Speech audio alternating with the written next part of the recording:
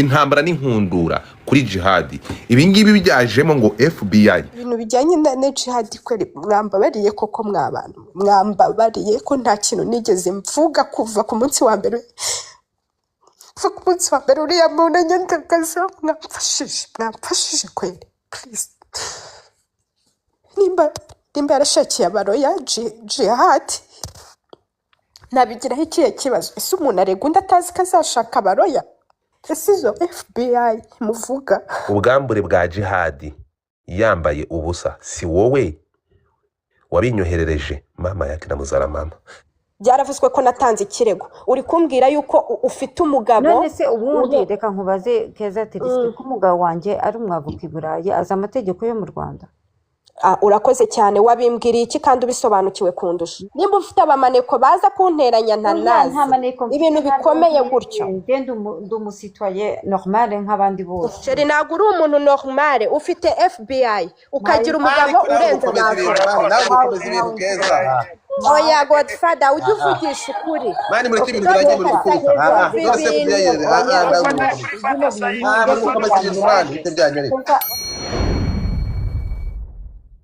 Keza uranyumva we Godfather kumva meze neza we nanjye ndaho gahoro nta mahoro rero ntabwo ndi buvugeho ibintu byinshi sibyo kubera jihadi batamubona bagerageza oya ibyo bintu ntabwo nshaka kubivugaho sibyo nta kintu nshaka kubivugaho ahubwo Keza kutishimye Godfather I'm very tired njye ntabwo nakubeshya ni n'ubwa mbere naza like on social media nkavuga ngo ndababaye ndananiwe like n'ubwa mbere naze nyine nkavuga ati nyine mbona amavideo y'abandi bantu nyine bababajwe na social media cyane ibindi bintu ariko okay njyewe rero ikintu nshaka kuvuga sibyo uyu munsi nko mu masaa 9 n'igice gutyo numvise live mwaraye mukoze kumwe nyine ubu uri kwirebera ibintu on YouTube so ndareba numva live mwaraye mukoze n'iki nta muntu wabinyoherereje ngende ndi kwitiraho kuri YouTube so numva rero ibintu mwaganiriye bitandukanye so numva rero umuntu wita Lili Pupe amvuzeho numva ibintu yanganiriyeho ngo si ngo gutukana ngo si biki ibintu byinshi bitandukanye nyine yamvuzeho yenda ubwo abari bari kuri iyo live barabyibuka cyangwa n'abatabizi ubwo baza kujya kuri YouTube nabonye baba babirikodeze biba biriho kuri live yahe ni kuri live kuri YouTube byabereye kuri live yawe ahubwo kuri babirikodinga bagashyira hano on YouTube so rero ndabyumva ariko nivuga se ibi bintu birashoboka gute umuntu aza akavuga ibintu gutya riri ko muzi like nago muzi face to face ariko nyine ndamuzi sister we turaziranye like famille yiwe harimo abantu tugiye tuziranye duhuje inshuti nawe ni umuntu navuga nyine ari ukuntu utarahura n'umuntu ariko ukavuga ngo uyu muntu turaziranye bitewe wenda mushaka kuganira mugasuhuzanya gutyo navuga ati kubera iki yaje kumvuga hano kuki atari bunyandikire cyangwa se namamagare none se Lili yakuvuze yes yamvuze nabyumvishe yari kuvugana n'uwitwa Pundit sinzi nimba ariko izina rye barivuga urumva so yamvuzeho mu kiganiro nabyumvishe sinabikurikiranye byose kuko amasaha yo kujya gucyura umwana yarageze nese njye ku ishuri ariko nabyumvise nyine ibintu bimwe na bimwe yagiye amvugaho ibyo bintu rero ibyo bintu bikotingeho ibyo bintu babisuba ibyo yakuvuzeho byatumye bigushengura ukagira agahinda ni ibihe ko ngenzi ko nakuvuze nabi okay donc numvise Pundite ari kumubwira ngo abantu bagiye gutanga ngo ibirego ngiki yego noneho aravuga ngo ese ngo abantu bo bagiye basubizanya ngo aravuga ngo nanjye nagiye ngo ntuka ngo jihadi ngo nagiye ngo mutuka ngo ku ma status ako kavuzwe yego ngo nagiye mu tuntu hatandukanye ibintu nk'ibyo. Yego.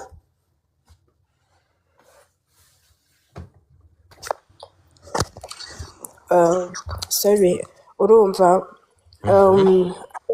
nangije ndavuga ati se ibi bintu byabaye ryari byagenze gute ngo umuntu ngo ntabwo yakuvuga wowe ngo nta kintu wakoze. So byumvikanisha ko natutse nabwo nagiye nkajya mutuka nkakora iki and then ubwo yenda ibyo yagiye avuga abanyarwanda barabizi usibye ko ibyo nta kintu nshaka kubivugaho. Ubwo yenda yaba ariyo mpamvu yaba yaragiye akora nk'ibyo yagiye ankorera. Abantu bose barabizi ibyo yagiye ankorera. So ngiye nkiraho rero ako kantu ni byiza ngiye ntabwo nyakira comment ku muntu udahari yavuze ko nawe wamutukaga ku ma status ya WhatsApp cyangwa wenda izindi mbuga nkoranyambaga zawe. Okay. Rero ikintu ngiye cyambabaje birenze ubwo nabirekeye aho ngaho amasaha yarangiranye and then mu gihe nari ngarutse ngeze mu rugo nuye Kabeza haba ambutiyaje abantu babizi haba ambutiyaje nyinshi. So kugera mu rugo bamanza kubanza nkategura umwana n'ibiki byose menye ko ariye byose. So nkiri aho ngaho message wabonye nagiye kubona mbonye message yari ripupe anyandikiye kuri Instagram. Sinzi mvuyeho gutya ngo nyibasomere hari ubwo naba mvuye nakomeza kunyumva. Wayidusomera ariko uyimpaye nayibasomera narayigusherera. Amina. Uje muza kwa dadi nge ndi umunzi. Ngomba gore zamuka kuko ari muri icyo kiganiro. Gore zamura ayo mabuno. Se muhungu gore gaye mutapinga screen. Narababwiye ngo umunsi muzayamubona nafashe kuri iki gikuta mambata. Muje mwitegura ikintu bita mpunga umuceri 6000 soldiers nkandaho. Guys muje mukora ibitangaza erega ni intasera yamanuka. Haburi iki ko mufite ubuntu n'ubumuntu. Manura intasera. Barega TikTok universo. You can do it. Bikore bashe kuramba. Byashoboka. You can do it. Reka banze bakubita umuceri. Niki kidakunda. Musharinge live. Wayohereje? Koherereje. Oh, tayari. Gore.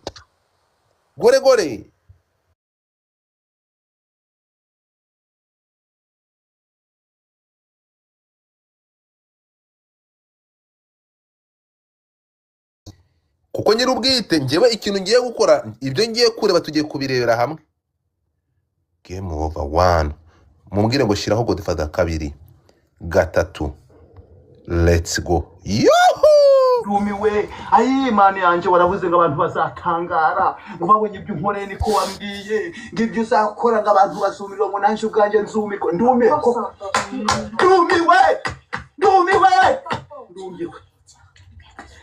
niko wavuze. Okay. Madame Teriska Keza ndashaka kugira ngo ufate umwanya wanjye wawuhagije ufungura ushize amanga usome iyi message. Haleluya. Nuko abantu nyine bari kubireba handitse Keza ntacyo mpfa nawe urabizi narinzi ko turi inshuti ariko FBI yanjye imbwiye ko ugiye kunkoraho ikiganiro live umpimbira ngo kubera nashakiye aba lawyers jihad yo naribu misinyihamagaza nihuta uvuge pe n'umugabo wanjye yarenze no kuba avoka ubu ni umukirateri mpagaze bwuma.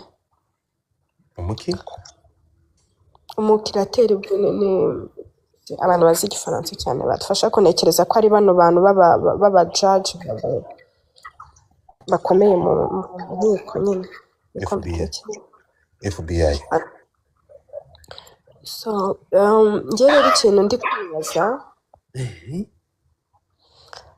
ndi kwibaza riri yagiye aramvuga nyine nkoraho ibyo biganiro nimugoroba nkuko sinzi we nimba on her side avugishije kuri nta kibazo dufitanye ariko sindani namwandikira mubwira nabi sinari navuga ikintu na kimwe sinari namukoraho ikiganiro nta n'iki na kimwe n'isegonda, ku buryo nijoro yaraje akabikora najya kubona nkabona nakiriye n'iyi message.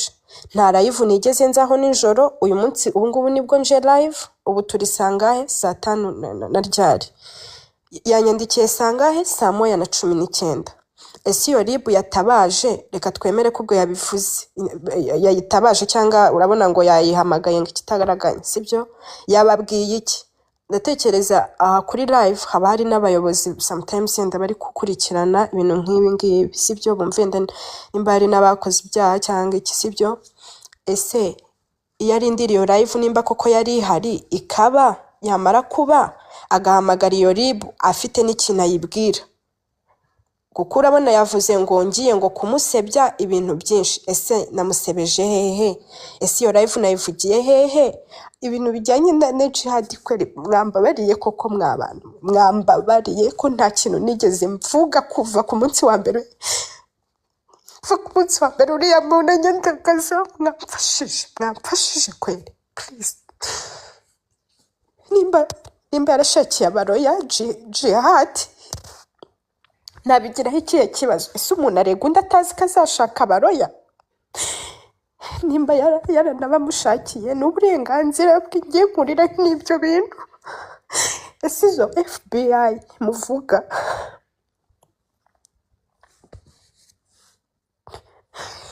I'm very sorry, izo FBI muza mukavuga ngo zaje zikababwira zikorera mu kihe gihugu? Ese kuri social media nahaburiye ubutabera? Nta n'ubu haba, yenda tubivuge gutyo, sibyo? And then uri kuvuga ko wagiye no kwitabaza ngo ribu wahamagaye. Wagiye kumvuga iki kuri ribu? Nagukoze iki? Ni igiki nagukoze ku buryo hano muri message unyandikira ngo wagiye kuri ribu? Nagukoze iki? Wagiye kubaza icyo wagiye kundega kuri ribu? Ikindi uri kunkangisha ufite umugabo ngo umugabo wawe si umwavoka, we ni umukirateri, arono umugabo wawe si riri ntabwo ndahura nawe, nziranye na big sister wawe n'umugabo we, famille like abantu bo muri famille yawe ntago ntibanyakiriye nabi, nta kibazo ngirana nabo, nawe mu kuvugana nta kibazo ngirana nawe. Ikintu cyonyine meruka wanyandikiye nyamuri kureba message iri hejuru ukwezi kwa 10 wanyandikiye umbwira ko wanyandikiye on Snapchat, and then ngiyeho ndeba wari uri kumbwira ibintu bijyanye na jihad, ngo ese twakemura ibibazo gutya na gutya. Biranunguye mu kanya rero aho mubwiye ati uri kunyibutsa ngo waranyandikiye kuri Snapchat, ndakubwiye yes waranyandikiye ninda kubisoma, ariko nagiyeho ndagusubiza. Ese ntabwo wibuka ko twabivuganye? Uhakana ko njye nawe ntavuganye nawe on Snapchat, kuko ibintu bya jihad warabimbwiye tubivugaho, mubwira ati nta kintu nzi mpfa n'uriya muntu kugira ngo weme. Sorry, harya iyo mvuye hano kuri live ngiye kureba nka message ahantu bita biba muted cyangwa birakomeza? biba muted. Okay, nashakaga na message yandikiye jihad, ndi kumubwira jihad mfiki nawe wayizanye genda umva yirebe uyime hano biroroshye. Reka kwereke Wiyiza kandi wirira komera, ariko si wirira shira wirira shiri.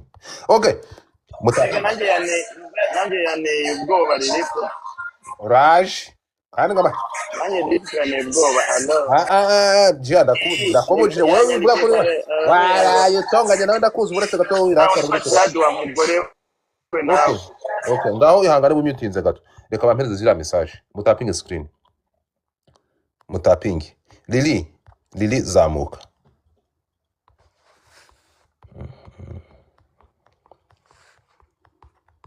Mutapinge screen. Abantu 1900 mutapinge bro. How come abantu 1900 mutapinge screen?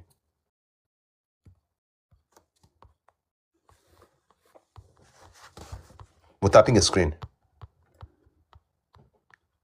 Mutapinge screen. Jesus.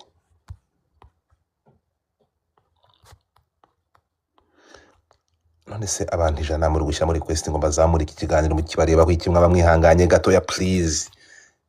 can you at least a bit memuretse gato yeah mwihangane wabyohereje Yeah.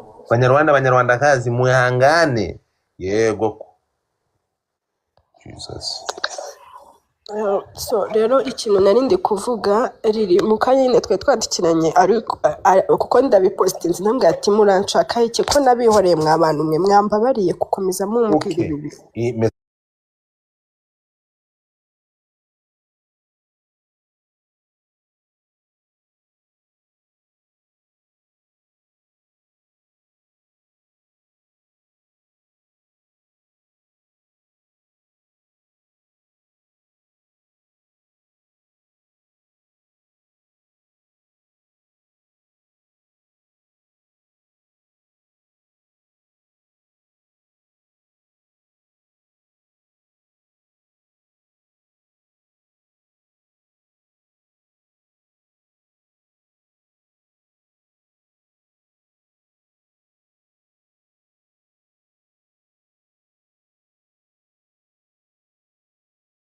baba nkeneye ubutabera urumva icyo kirego niyo naba naragitanze ubwo naba nkeneye ubutabera ngo ndashaka ngo kukuvuga nabi ngo nkugira gute ngo kuko ngo washakiye abajaji abaloya ngo jihad nta kibazo mbifiteho nta n'icyo nabigiraho kandi ikindi kunkangisha umugabo wawe ngo arenze umwavoka ntabwo nzi icyo ugamije ese ubwo ndamutse naratanze n'ikirego koko ubwo ugamije iki uri gushaka kumbwira iki se ubwo ko icyo kirego nakireka kuko umugabo wawe arenze umwavoka ugamije iki ntabwo ibyo ndi kubyumva ikindi abo bantu uvuga ngo ni aba FBI ese mwa bantu nzajye akazi k'ubuhoste nabaye nkahagaritse kubera ibintu birimo by'intambara ibiki akazi kanjye gasanzwe ntabwo ndi gukora kubera ibintu bagiye bansebyaho banyangiriza sibyo abamama barabizi bose twagombaga kwandika n'abandi bamama nta mumama nongeye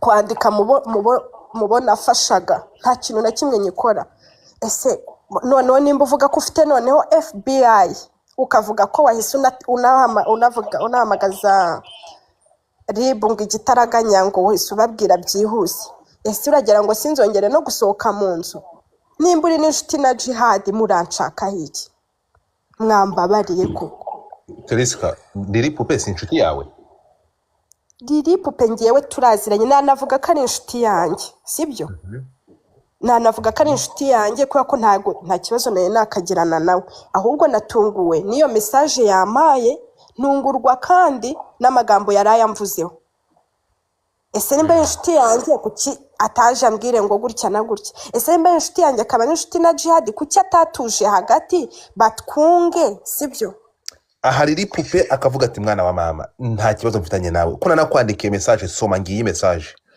ubundi biri ako se wamyutinze ko nibuze kugera kuri mu rusaku sheri bebe urakoze banebwa bananye kunze kwishinganisha muri muhereko n'umusomyi urabyemeye se ndi umutinganyi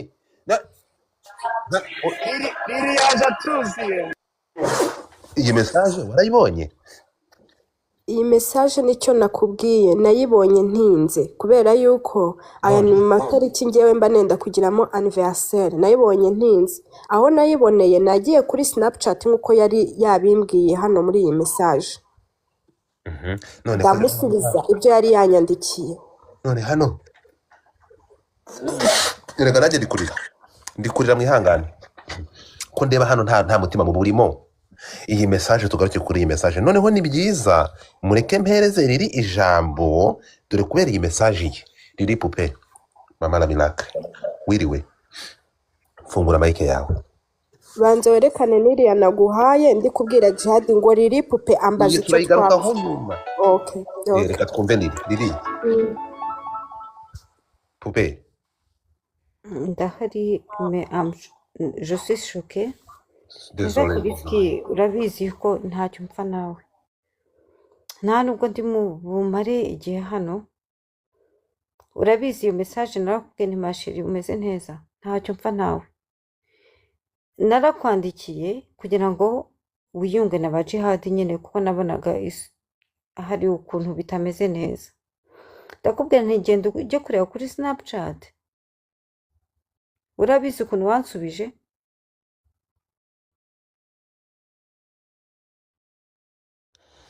ariko kumva riri oya nasubize wansubije ngo iki ndi kukumva riri wowe bivuge kuko wansubije ngo muri iki message mfite wavuze ko naravuze ntanagiyeho ngo ntiyumve tuvuga wansubije ngo iki riri wowe vuga uko nagusubije nusoza nanjye ndavuga sibyo okay Mm. njyewe ukuntu wansubije wari trop froide nkaho utabishaka nanjye mpita nikuramo akanjye karenge burya hari ukuntu ushaka guhuza abantu ukabona undi atabishaka na wakoze foho zose zishobotse ukabona undi nta gahunda bifitiye nanjye rero nahise mbyihorera ndagenda njya muri kwe yanjye hariya ariko ntabwo bivuze yuko nahise mba umwanzi wa Teriski noneho ejo nako ejo uriya ntabwo uyu munsi nako abantu barampamagara barambwira ngo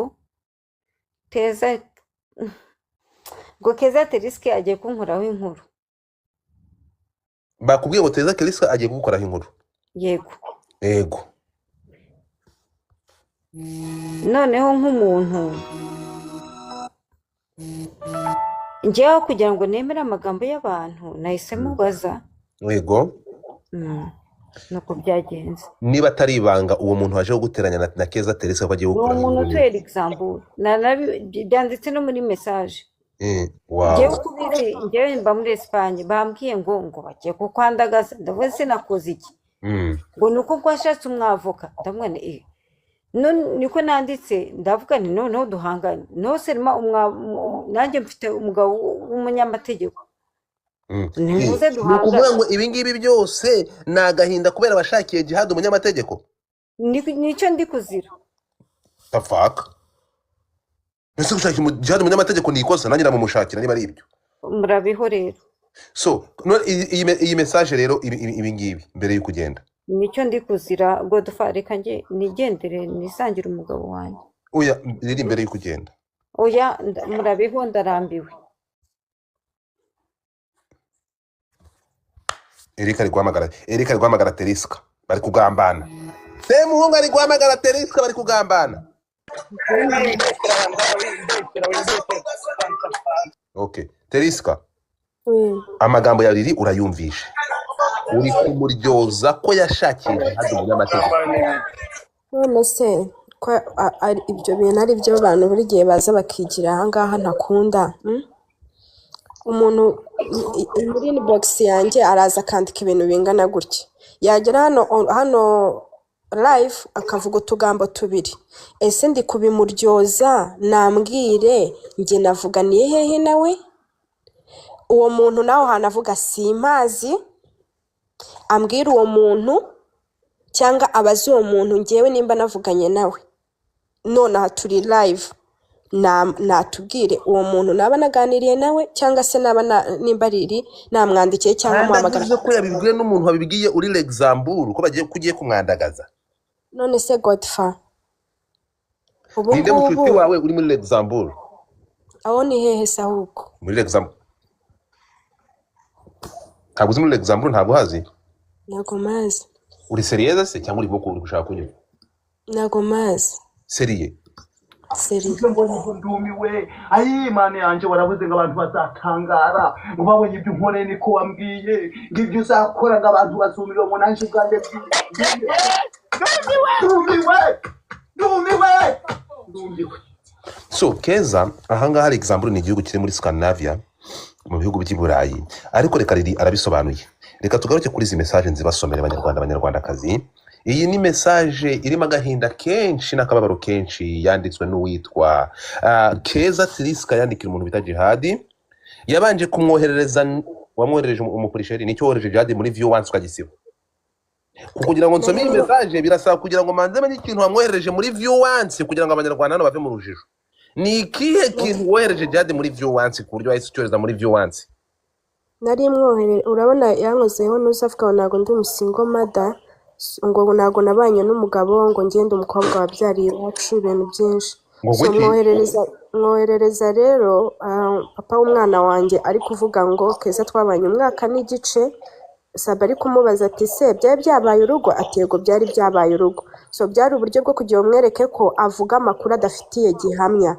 ariko kuko yari papa w'umwana wanjye ntabwo nagombaga kuyimuha ngo ayirebe nyine ngo ayigumane nayimuhaye view once and then nkomeza mwandikiraho ibyo bintu umuntu wongera gutukarira ndamuha amapumbu ya se mwamasamwe injiji ni mwebwe we ngo niba ari Dorini wakibyimba wereka gufata umubyeyi Yes, we. uretse gato Ntabwo. uretse gato ntimukaze hano ngo mufate umuntu mu batuke twumvikane rero umuntu uri bwongera kwandika yibeshya gutukarira muri comment ndaguha nyoko ndakuboroka yego kuzi ko mwarakaye so twumvikane kambasomere hano Yewe nabwiye riri ave kuri no bintu bitazamuteranya n'abantu. reka kumutera ubwo bamwe muri bande mwirukana abantu kuri social media n'ibishinga nayo nsome kamanze nsome iryo ni ikanga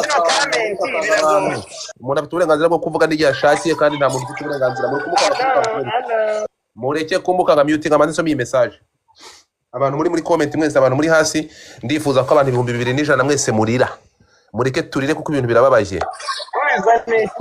reka muting amanze nsome so hano batubwiye ko Keza yoherereje Jihad video igaragaza ko bamwereka ko yabanye n'umugabo atabyariye iwabo yabanye n'umugabo w'ibituza umugabo ucuruza imyenda wambara kaberwa umusore w'igikundiro ariko utawanze tufate ibintu bireke komeza ibyo reka rero nkomeza rega ngomba kubwira abantu kugira ngo babashe gusobanukirwa kuko uyivuze gutyo abantu bari kubaza muri comment ngo umugabo ninde so hello Jihad rero nubwo ntazi icyo twapfuye njyewe ndananiwe izi ariko se wabyisomera kuzifite imbere yawe zoominga uzisome kandi nshaka indi telefone kano telefone murebe iya kandi nzibasomere nkoresheje iyi telefone akosigira ahita bivamo kuko turi kure okay nazibonye kamuhiye uretse gato okay nazibonye hano Felix yaragize gute Hello Jihad rero nubwo ntazi icyo twapfuye njyewe ndananiwe izi ntambara ziri mu bwiru icyo ziri mu bwiru izi ntambara ziri mu bwiru icyo naba naragukoze icyo ari cyo cyose nubwo ntacyo nzi gusa ngusabye imbabazi mada nagiye gusaba imbabazi z'ikintu kakoze hano harimo tena nubwo no kukubwira utya mbona nabwo bishobora kuba ikibazo ati wenda n'uburyarya cyangwa iki gusa njye bariri pupe bambaza icyo twapfuye ntacyo nzi nana uyu nana nuwahe ni nana uhe ni mami wanjye nana ni witwa mami nawe ba ni mami wanjye oh yes komeza mumushyanga imitima y'ubururu ariko se ni gute umuntu urusha imyaka kubera mama wawe nana ntabwo umurusha imyaka mada so nana ngo ni mama wawe nana twapfuye ntacyo nzi nana nuko n'izindi nshuti duhuriyeho gusa njye I am sorry niba hari icyo nana nanjye va naba ariko nana uramukunda koko nicyo hari icyo naba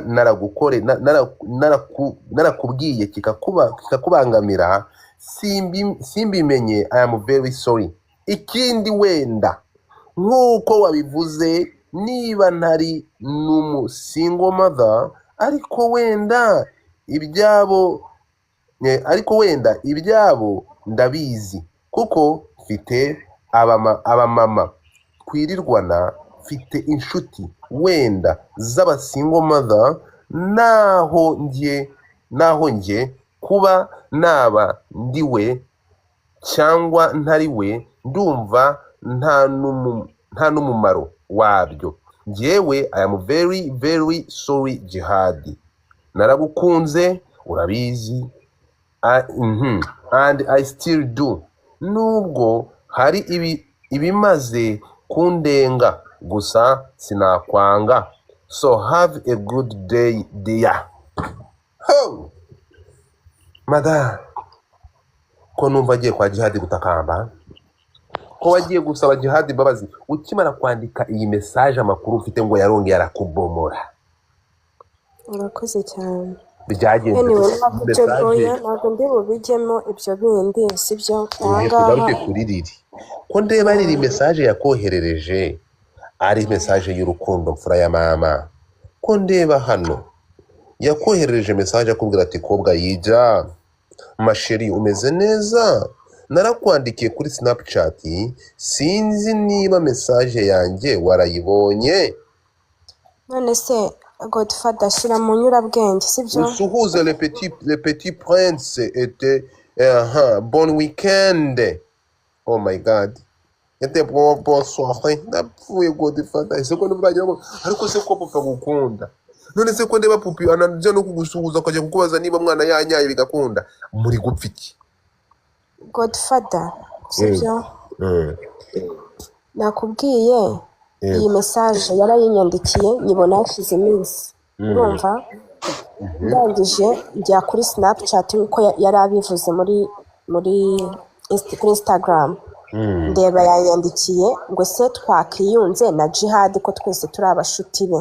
Snapchat y'ibintu bivamo, urumva.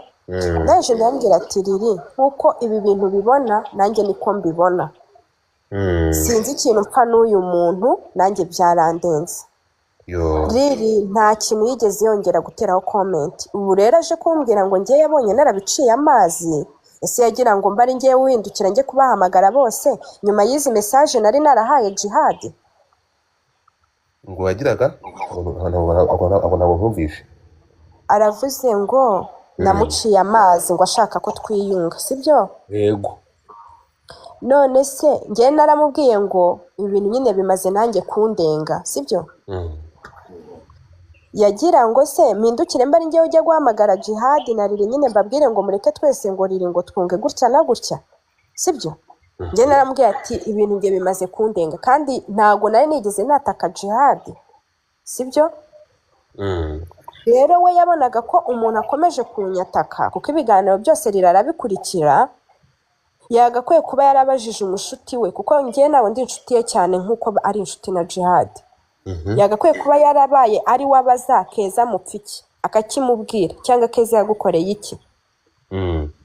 Yamara kukimubwira yakenera kutwunga akambwira ati Keza naganiriye na Jihad ndashaka kubunga ibibazo mufitanye tubikemure. None se yarabikoze, ariko muri kano kanya ari kuza akanyandikira ngo ibya FBI umugabo we gutya na gutya message muri kuyireba. None se kavuze ngo ndi kumuziza ko ngo yashatse ngo abaroya ba Jihad.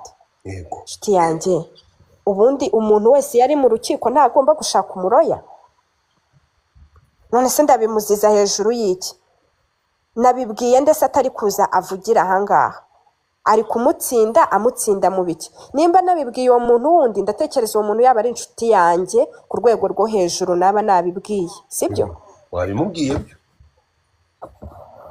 Nimba nyine nabimubwiye ndatekereza uwo muntu yaba ari inshuti yanjye ku rwego rwo hejuru. Uwo muntu se yamuzanye hano cyangwa avuga ati ni runaka, kuki njyewe ntari gutinya ko inshuti yanjye turi kuyishyira hanze, wari gutinya iki? Ako kantu iri pupe uwo muntu ninde wakubwiye ibyo bintu? Kuko no muri message ze ayanyandikiye yambwiye ngo ubwo bashatse kuduteranya ntibande. Urumva bande bashatse kuduteranya. Ese unagira ikibazo ko washakiye umuntu, ese ubundi iyo live ari kuvuga Godfather kuki atarindira iyo live ibe yumve n'ibyo ndi kuvuga koko, yumve ibyo nshaka kumushinza, yumve ibyo nshaka kumubeshyera, ubundi noneho abone ibyaza anshinza nkuko yaraje kuri live, cyangwa se niyo ribu yavuze abone ibyo agenda yibwira ati dore umuntu yarayankoze bino bintu. Ariko nge muri aka kanya mfite ibyo mushinza. Hari ahandi abantu bose buzuye, hari umuntu wambonye ku yindi live, hari umuntu wambonye kuri status nanditse ibintu runaka uretse iyi message yiwe amaye postinze mu kanya. cyangwa kuko jihadi yanyatatse umutima wanjye wenda kuzaturika bakaba bari inshuti kandi byagiye hanze ko natanze ikirego ahubwo baracyakomeje kungendaho. hano hasi hari Ahubwo rero ikibazo kuva yewe yatanze ikirego kuvana ko yahamagaye abo baribu yavuze nanjye ribu ninyumve hano rero hari ndishinganishije ku hano muntu wese nawe waba uri inshuti na jihadi, Mm. ndishinganishije hano bari kubaza ibintu byose byakomeza kunkorerwaho cyangwa kumvugwaho bijyanye n'uyu muntu, ikintu naba Mm. byose ahubwo ribu izaba ari bikurikirana kubera ko ngewe bimaze kuba too much. hano Ni ikibazo n'ubwa mbere nje ahantu nkavuga kuri kese ya jihadi, ni n'ubwa mbere mvuze iryo zina kuva aho yatangiye kunyandagariza, ariko nta bindi bintu byinshi njye nshaka kuvugaho. urakoze cyane. hano ikibazo kiragira kiti kubera iki ahangaha wandikiye jihadi warangiza ugahita umurya bloke yari kugusubiza ate? turabwirwa n'iki ibyo jihadi yakwandikiye hano. Murakoze cyane. Impamvu ni uko uyu muntu ntago nsigaye ndeba amastatasi yiwe ntaramubloka akantera izindi trauma. Abantu bagiye bakurikirana ibyo yamvuzeho n'ibyo yankozeho byose baba ba witness ahangaha. Njye rero mu kwiha amahoro naramublotse. Ikindi kintu nimba mwibuka ikiganiro yakoze yaravuze ngo uriya we n'uriya muhungu bakorana ngo Keza ngo yanyandikiye babiseka cyane bavuza n'ingoma ngo Keza rero ngo reka ngo nkusubirize hano. Icyo kiganiro abantu mukibuka ubwo mwaba mukibuka cyangwa mukajya kukireba, yaravuze ngo reka nsubirize hehe kuri YouTube. Ngo Keza ngo yanyandikiye babiseka ngo reka nkusubirize hano. Ngo Keza yavuze ngo izo message ziri hejuru yarazirengagije ntazo yigeze avuga, yavuze iyi message yo hasi. Ngo Keza yavuze ngo nubwo yaba atari umusingo mada ngo ahubwo Keza ngo iyo bivuga gutyo kutari umusingo mada ngo ubu ngubu ngo nta ngo byari we nta kibazo kuko nturi we. Urumva? Ngo yenda ngo ufite ngo abamama b'inshuti zawe cyangwa abo bamama ngo ufasha ngo none se kubafasha ukaba utari umusingo mada ngo ubundi wumva gute agahinda kabo ku buryo ujya kubafasha. Icyo kiganiro kirahari. Ngo agahinda kabo kazi gute ku buryo ujya gufasha abasingo mada utari umusingo mada. Ngo ngiye musubirije hano rero kuvuga ko kinahise mu bloka n'ubundi murabyumva ko yari akeneye kunsubiriza ku karubanda. Ni nayo mpamvu hejuru navuze ngo no kukwandikira ibi nabyo bishobora kuza kuba ikibazo. Kandi koko yarabigaragaje yansubirije ku karubanda, ibiganiro birahari abantu barabizi. nihitira ngenda aho umumama yanditse ngo Ariya na Munyango na Ribu pe nta mahoro bazabonera kuri ino si, igihe cyabo nikigera muzakibona. Noneho Ribu pe niwe uri kumushakira umwavoka. Ngaho ndagiye. Ntabwo ari wowe? Ntabwo numvise ibintu uri kwihuta Oya murabeho. ariko ntabwo uraza kuganira gutya, ntabwo uza unusurukeho nose baragusubiza ko tudahari. Ariya na Muyango na Ribu pe nta mahoro bazabonera kuri ino si, igihe cyabo nikigera muzakibona. Noneho Ribu pe niwe uri kumushakira umwavoka. Ndabasezeye aho ngaho bara mu biti. nyamara rero hano harimo bifu.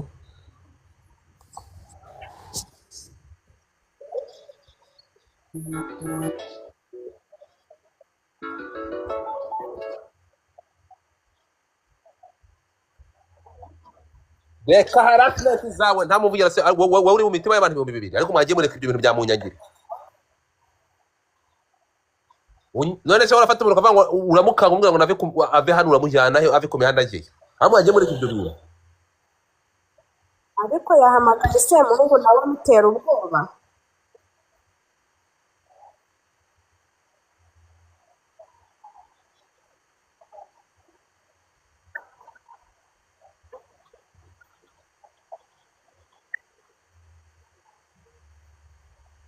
ntabwo turi kukumva.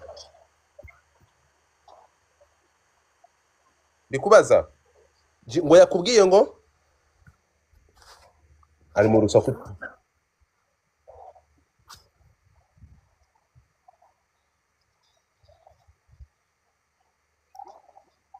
Oya,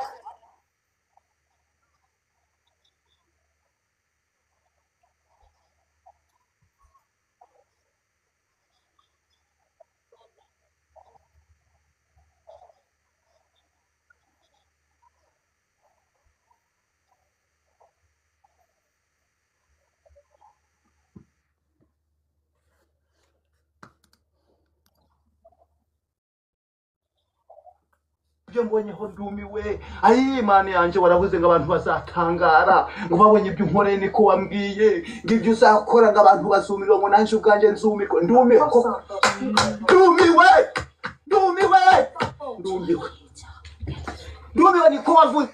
so rero ahangaha ikintu kiriho ikindi nongeraho riri aragira ngo ari kuvugira jihad ahubwo amushyira mu byago biruta ibindi.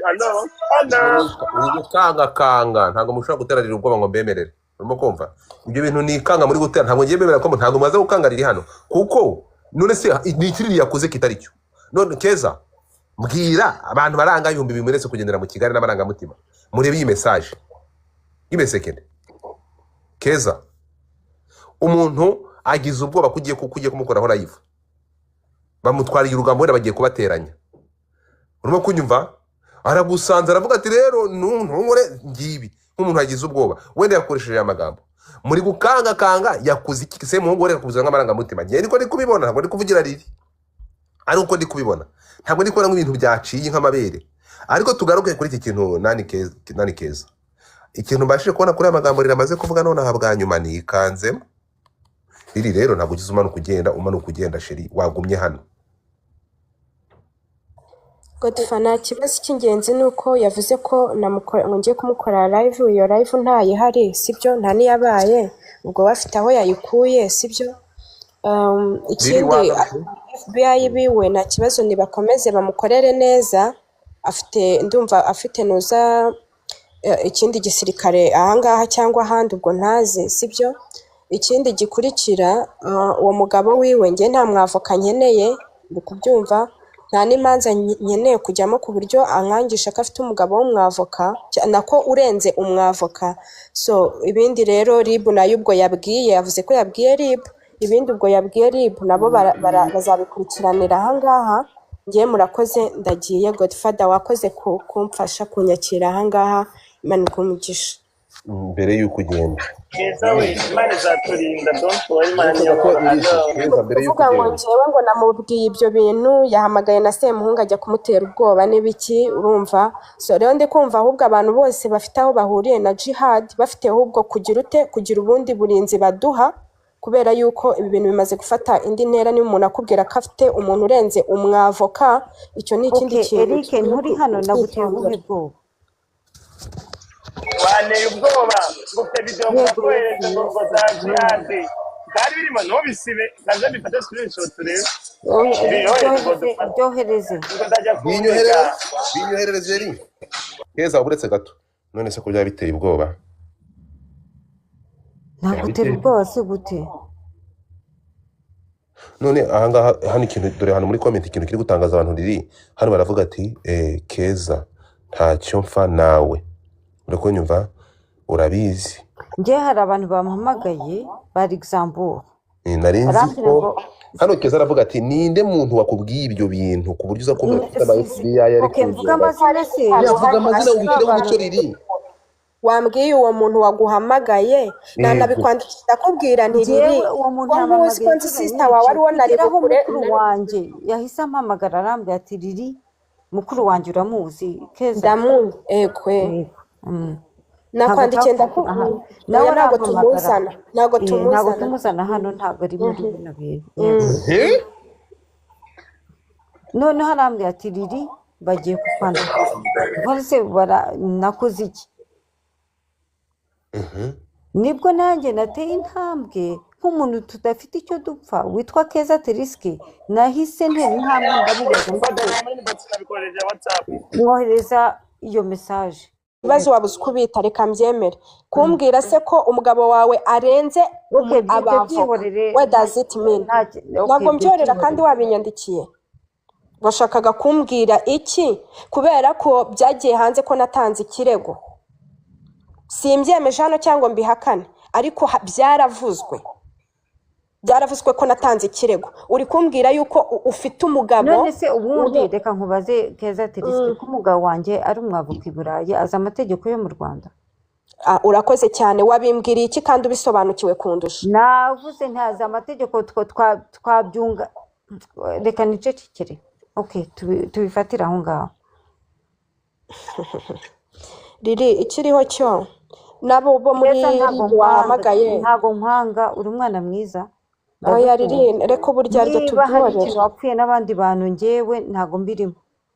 nakwandikiye ndakubwira ngo kugutumaho wambwiye ngo nagutumyeho nako ngo nabibwiye ngo uwundi muntu uwo muntu wanze kumuvuga hano ndi kukubaza muvuge riri njye simutsinda nimba ari uwo nabibwiye naze hano cyangwa nawe umuvuge biri kukunanira ikindi ndi kukubwira nakubwiye ngo nari bube nahamagaye sister wawe bariya ni famiye yanyakiriye neza riri sister wawe n'umugabo we ni famiye banyakiriye neza nakubwiye ngo nakabaye nahamagaye sister wawe nkamubwira ngo riri ABCD urumva cyangwa nawe nkabikwandikira abo bantu rero uri gutinya kuvuga ni bandi Keza reka nzasome ino message Godfa enda soma hano ni twanyandikiye hano nakari byo yanyandikiye none urakoze. Okay. Ibi bintu wari umwoherereje ni ibihe mpereza iyi audio ndimo kansomesha ibice mpereza audio amenyeshe ko isore nzohereza uri para babara kasi bishaka zinyohereza no yaje ubwo se ni mpomo kumwe muzamene ndira ko nziviza audio ndazigwa zose izanye neziwe hano no niyo mushaka gushyiraho umucyo kuko ntabwo uri bumpereza ibyo yanditse gusa kandi turi kureba hejuru wamanje kumutera ubwoba aravuga ngo reka kuntera ubwoba wari umuhaye iki singi biranditse hano muri comment se zinyohereza audio yimba mutapingi gazi mutapingi screen mutapingi shano ricitse umurizo mutapote tugere kuri miliyoni 2 mutapingi screen ntabwo keza mwana wa mama komera shikama tuza urumva sinshaka ibintu hamwe yabuze ibi bintu aho byangejeje n'ibihombo byanteje no gucibwa amazi like gutakaza agaciro nagize urumva yaba wari uzi buri kimwe cyose cyambayeho none ukabona umuntu kandi uzi buri kimwe cyose nakorewe n'inshuti ye magara abantu bose barabizi uburyo ari inshuti magara ukabona nawe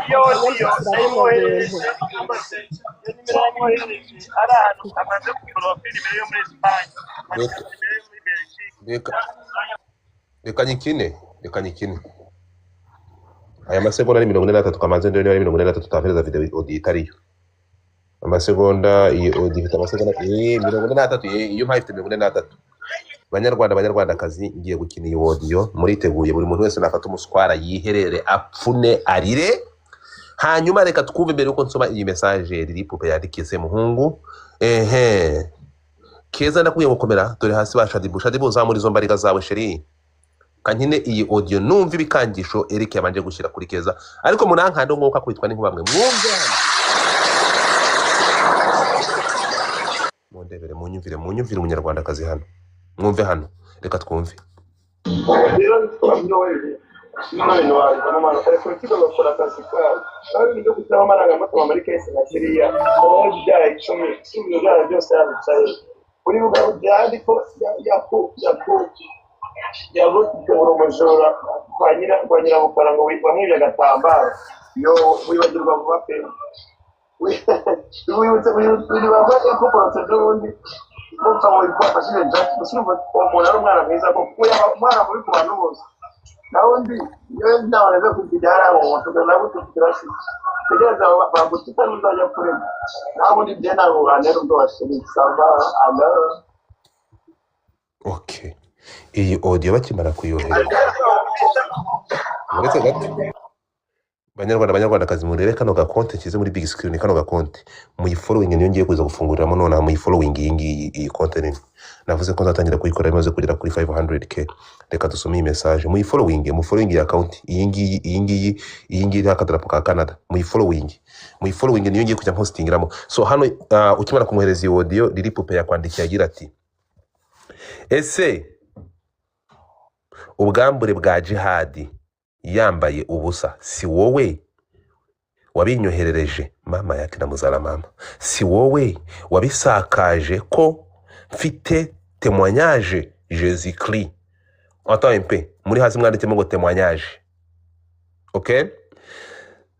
Za benshi, témoignage za benshi sinacecetse ndacyabifite ja, mumvugire ngo ja. Rero kisha make rekeraho kuntuka nzira ubusa. Yo nese reke kucyo gutuka umubyi ukurusha imyaka n'ukuri kw'Imana. Sometimes muzumura kuntuka nzira ubusa ndakuruta nyubaha. Yo bro, sometimes none se ahanga hari yanditse ikihe kibi mu byukuri, arakubwira ko mwubahe, arikubwira ko papa yambaye ubusa umuntu akoresha n'abantu benshi yabo ariko kuri social media wowe kubera iki wasakaje amashusho ya Jihad yambaye ubusa kwari?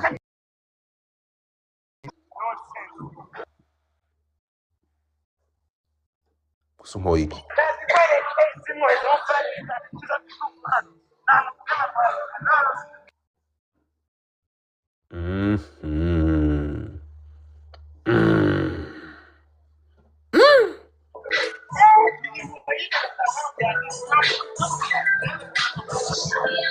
Mubwira none azanera ubwoba ngo afite ngo gatete mwanyaje bazabana bataruka bapizo bitono za jana zisakaje ngendi ya ikibazo cyaka kubaza hano kimwe. Yego. Riri kuri umushuti cyane wa Jihad akaba yaranyandagaje bishoboka byose, akaba Semuhungu ari umutangabuhamya mu bindi birego aregwa. Kuki uyu munsi ari wo wanyibasiye ukanibasiraho Semuhungu? Ese aho hantu nta kintu kirimo? Periske nigeze nkwibasira. Message wamaye intera ubwoba, message wamaye ngiye ubwoba. Oya guteze Mwese message siranga abantu bari kuyisoma. Ibintu bimaze amezi nge narakwegereye ndavuga nti ibi bintu ko nabonaga bari kugutuka binambabaje nk'umubyeyi nka warabyaye nanjye narabyaye, ndakwegera nibwo nakwandikiye unsubiza kuriye. Riri ikukubaza kuba narakubwiye yuko ntazi ikintu mpfa na mushuti wawe kandi nacyo nawe nabimwibwiriye direct, nta handi mbinyujije ko nta kintu nzi mpfa nawe, nkemera kumusaba imbabazi nta kintu mpfa nawe. Ninde hagati yanjye nawe ninde wegereye undi? Je nabonye barimo kugutuka, ninjye waje kukwegera. Uhereza urugero se, nkuhereza urugero, wivuga ngo ninde wegereye undi Riri? Uburyarya bw'Abanyakigali ndabuhaze cyangwa abantu mumeze gutyo? Reka nkubwire Riri, wivuga ngo niwe wanyegereye. Nimba waranyegereye wadufashije iki? Nashatse kubafasha, niwe wanyangiye. Narakwangiye kandi naragusubije on Snapchat. Sha wari trop froide vraiment, nk'umuntu udashaka. Naragututse? Kuki uvuga ngo nk'umuntu udashaka? Kuki uvuga nk'umuntu udashaka? Naragututse nk'umuntu utabishaka. Vuga uko nagusubije Riri. Ntabwo bigeze untuka kuko nta n'ikibazo nari mfitanye nawe. Urakoze. Wansubije ni gute bivuga? Ariko Riri kuki ibintu byose turi kwanga kuvuga utabishaka? Gute nk'umuntu utabishaka gute? Narakubwiye ngo ntabwo nshaka kwiyunga na Jihad. Message zawe za Snapchat zisubizeho. Ndazisubizaho gute se? Zishyireho. Okay, jya muri chat yanjye nuza Snapchat gumana amachat. Ndazibura zaragiye. Nise nimba utazifite ngenda zikura. Snapchat kidasigarana ntuzi. Icyangombwa akabaza ikintu kimwe Riri. Narakubwiye ngo ntabwo nshaka kwihuza na Jihad. Narakwegereye ndakubwira nti iyunge. Warakoze kunyegera. Ndakubaza ko wanyegereye. Narakubwiye ngo Riri wimpuza na Jihad? Subiza. sha izo message oya riri wasubije ikintu wivuga ngo izo oya message ukuntu wansubije nese ni gute ntari kuba narabikoze nuko nawe nabonaga utabishaka riri nkubwire iyi mikino yose mwagiye mukina imikino yose mwagiye mukina sibyo hari imana yo mu ijuru ikureba mu mutima nanjye ndeba mu mutima uri kumva kuko ngende kukubaza ni uravuga ngo nagusubije ntabishaka narakubwiye se ngo sinshaka kwiyunga na Jad ubwe naramwaprocinze ndebe ko twakiyunga none wowe waje kutwunga ndagutererana waje ushaka amahoro akakwandikira wowe ukamusubiza uri froid byari kunanira kubahuza ntabwo wabishakaga wowe ibintu ndi kukubaza ntabwo uri kubinsubiza winyura hirya no hino riri narabyutse hano abantu uzi ikintu ahubwo washakaga kumenya kuko ngiye ntabwo ndi umwana narubwo reka nkubwire ikintu washaka kumenya ndahumeka uwuhe mwuka nyuma y'ibyo baba bankoreye abashuti bawe kubera ko kumbwira ngo ntabwo waranyaprocinze kugira ngo utwunge kandi ntaraguhakaniye ngo winyunga n'umuntu kugira neza nabyo ni bibi murabeho ineza iri kugaragara ahangaha riri y'ibyo wanditse nabarunguritse urakoze cyane gusa ngira ku mutima mubwire riri ikintu nakubwira icyo umugabo wawe yaba ari cyo cyose oya keza ntabwo nigeze nkora kiri ku buryo Interpol ibizamo abanyamahanga bakabizamo cyangwa bakajya kumiga uretse gato mbasaba ikintu kimwe ndi kumva mu bintu byabayeho habayeho misunderstanding ntabwo Jihad aza kuba intandaro yo kugira ngo utandukanye n'umushuti wawe none ko twumvishe ko habayeho miscommunication mwanyemerera none ahangaha wowe na Keza kababwira ngo ibyabaye tubyihorere noneho twiyunge Keza urumva wowe na Riri siko bimeze urumva ko habayeho misunderstanding unyemerere wowe na Keza none aha wowe Riri na Keza munyemerere ibyo byabayeho Jihad ya masaha muri guhuriraho niba warajije kunga ariko communication ntigende neza mwanyemerera none aha muvuga ati muti none twe twasigaye ubutabera buri gukora akazi kabwo nshuti muvandimwe twiyunge Keza ntugende muva ahangaha mubirangije dukurikira process y'urukiko how about that mwiyunge kuko ngiye sindi kureba ikintu cyadangiye muri gupfa siko bimeze Riri urabyumva uti Keza kamuhiye Keza agiye kwikanda njyewe nkunda amahoro yego Riri hari icyo bitwaye mwiyunze ahangaha nkunda amahoro pe Keza Riri reka ngiye mbabwire ngiye gusaba Riri ibintu bibiri nabinsubiza igihe nta kibazo kuko Riri nta kintu mpfa nawe urakoze cyane utifata n'abakunda mwembi komeza ikintu cya mbere nkubaza sibyo ni ukubera iki wanyandikiye iyi message uyu munsi ukanayandikira Semuhungu kandi twese turi ku kibazo cy'umushuti wawe nuko hari umuntu uturutse Luxembourg wanyohereje message yampamagaye nk'inshuro nk'eshanu na mukuru wanjye arampamagara uturutse Luxembourg baravuga ngo mugiye kunkoreraho live ndavuga se ndaziriki niyo ntandaro ya bino bintu byose ko yakubwiye ngewe Keza yakubwiye ngewe Keza na Semuhungu oya Semuhungu ntago bamuvuze bavuze wowe ubwo rero igisubizo ntago ndagihabwa kubera ko ndi kukubaza ngewe na Semuhungu turi muri kwesi yawe noneho ndi kukubaza ngewe na Semuhungu turi kuri kesi y'umushuti wawe cyane nanjye wari umushuti wanjye sibyo kuki watwandikiye ibyo bintu umunsi umwe sibyo kandi harimo amagambo akomeye tutabyirengagije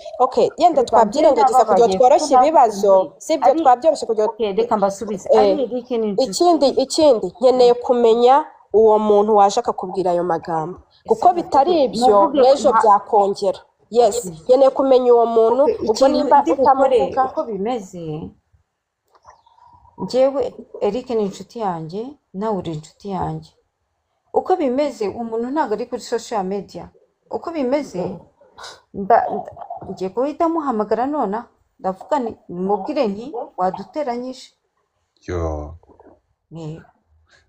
ariko nani Keza ahangaha ndatekereza ikintu kibi cyawe njye ndi kumva nyamara riri ndi kumva nta kibazo afite. Riri we aravuga ngo none kuba hari umuntu waje kumubwira ibihuha akabegera akavuga ati nibyo ibi bintu nibyo. Godfather uzi impamvu ndi kumubaza ibyo bintu? Uwo muntu njye ntago muzi n'ibyo bintu ntago mbizi, rero ntamumenye uwo muntu ejo yazambeshyera ikindi kintu gikomeye. Urabyumva? Oya riri ubwo nutamuvuga ubwo nyine turabifata uko nguko wabizanye sibyo, ubwo menye ko mfiteho ikibazo kingana gutyo nta kibazo tubane gutyo.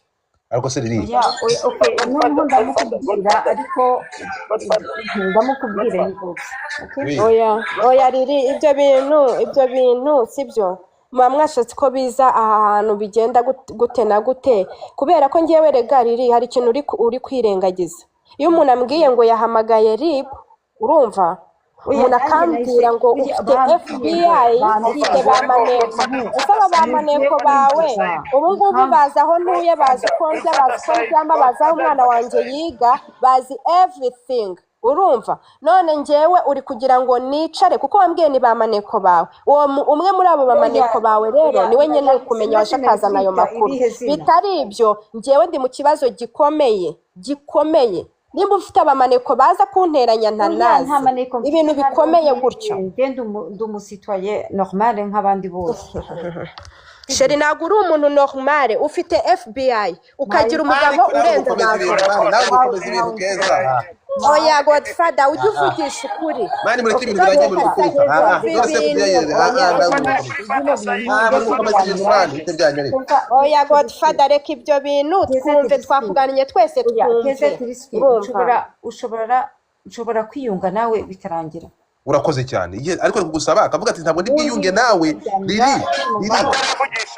Riri umva Keza ari kuvuga ati riri uretse gato ndiyunga nawe gute kandi waje kunteranya udashaka kumuvuga. Uwo muntu waje kunteranya nawe ni inde? Mumbabarire vraiment nshaka kuryama. Ako se Godfather reka nkubaze Godfather sibyo?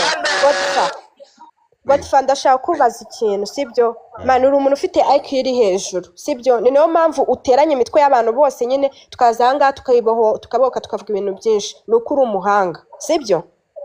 Ufite n'icyo gikundiro. None reka nkubaze Godfather, umuntu akubwiye ko afite umuntu umuhereza amakuru, afite FBI, mureke kuvuga ngo bisize ku rwego rwo hejuru sibyo?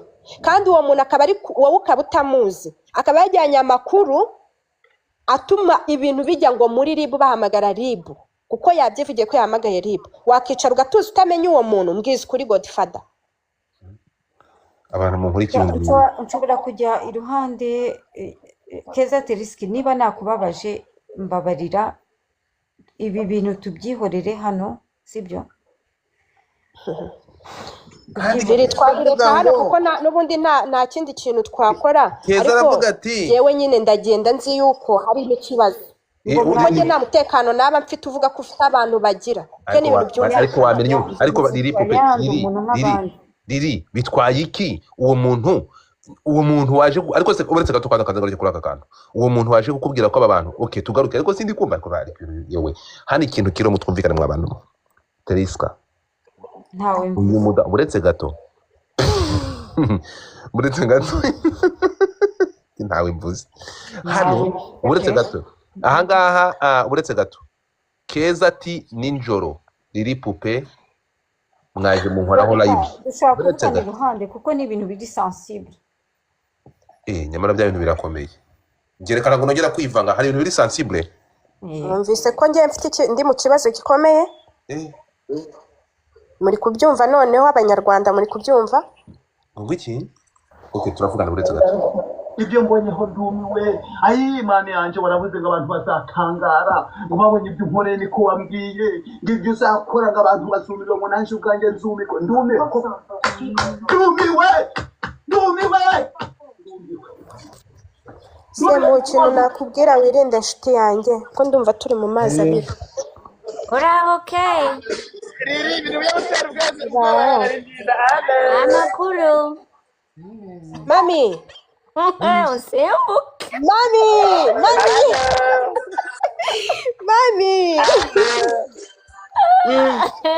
So ubwo wumva ijwi uyu ryawe munsi naje nariyoberwa guseka nta kintu nje kuvuga mureke nisekere ijwi ryawe bumva nariyoberwa kwera umva wowe ukuntu wivugisha ayiwe uyu munsi naje nanjye kumva itikusha nta kintu mvuga reka nisekere sheri isekere ariko nyine unansengere nicyo nakubwira ese muri kunyumva umeze neza sheri thank you for blue heart guys se we mwatsinze goro ya Godfather ubundi njyewe ndi hano gusabira Godfather gift mwatsindiye goro Godfather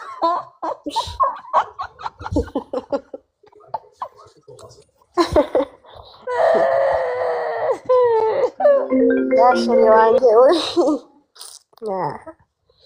umva nanjye ndagushaka ku ruhande umva Godfather yagiye mureke mbayobore Eric ari mu rusako keza na muting nanjye niyobore yes we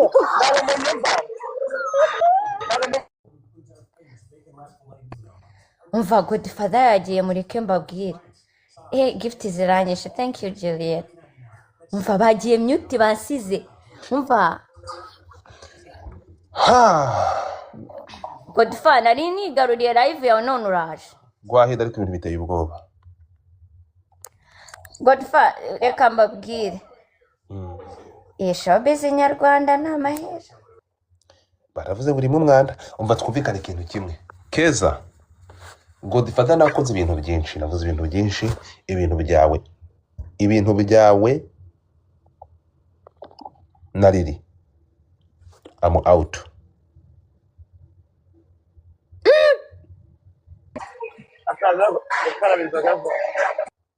Jesus nawe Godfather thank you mbere yuko for ugenda hosting us before you go twumvikane Keza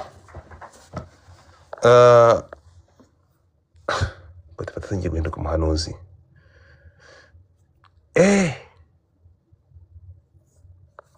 izi ntambara zizarangira zite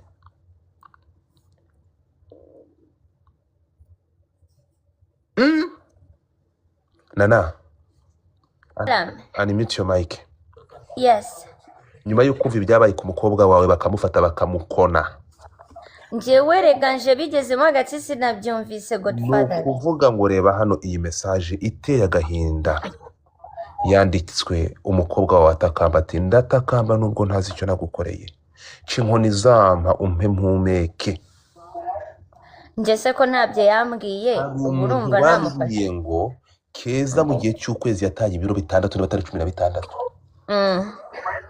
urukunyumva yego Keza anafite agahinda Keza baramwibasiye kugeza aho Keza ataye ibiro 16 niba atari 12 sinibuka bamwataka se bamwataka bamukoreye yica rubozo aho umuntu afata akajerekani yafata akajerekani akagira ngo umva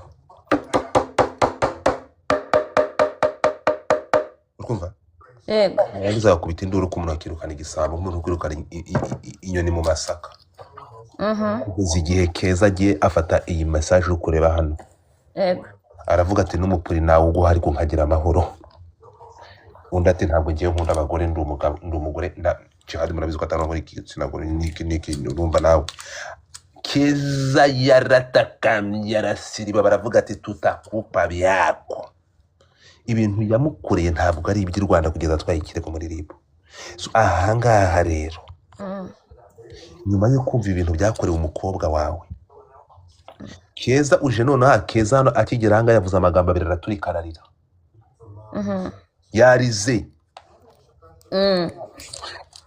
yarize nkayaka ibi bintu nkawe nk'umubyeyi wacu ubona du umva urabona njyewe rero mu bantu 1,800 aba bantu bose hafi ya bose ni abantu banjye uretse ikitandukanye ko Keza ari umukobwa wanjye okay ntabwo nakubwira ngo I can do this or that I'll first talk to her nimusoza ndi bumuganirize kugira amenye wenda ibyimbi turabizi ko hari ibyo batavugira wenda kuri social media sibyo. Ndi bubanze nyine muganirize basi numve neza, then I will know what to do. Ariko right now kubera stories ziri hanze za social media ntabwo wapfa kuvuga ngo wamufasha gutya na gutya sibyo, kubera ko hano umuntu ashobora kubabara akaba yavuga ikintu cyangwa se undi agatinya niba harimo ikirego muri RIB hari ibyo wenda atavugira hano sibyo. Nuvuga ngo buri kintu barimo kumubwira message bari kumuha ni ukuvuga ngo arazibika, n'umuntu wese wagira icyamwandikira cyamubwira arabibika. So niyo mpamvu yabaye sensitive kuri iriya message uriya mubyeyi yamuhaye kubera iyo mpamvu. So rero babarire njyewe ndabanza nganirize Keza, ariko bitewe n'ukuntu mumbwiye shinitse haga abantu mumuzi cyangwa muturanye nawe nk'inshuti ze, just give her a hug. Okay? ngo abahungu begereye Keza n'abasore ntabwo mvuze abahungu batajya kumfatira umwana ku ngufu. abantu mwegereye Keza nta kibazo ko abahungu bose n'abasigaye barakunyura. Abahungu bavuye uyu musore niwe ugomba kumushyira mu gituza akamuha haga nzima ituma umwana aruhuka akakihuza. Abasore mwegereye Keza mugende mumufate mumushyira mu gituza. Okay? So kuko ibi bintu biri danger. Keza uri kunyumva? Ndikumva. Amakuru mfite urukumva ngo wakoresheje amagambo aremereye. Nayakoresheje hehe sinzi ahari ariko ngo wakoresheje amagambo aremereye ari sensible.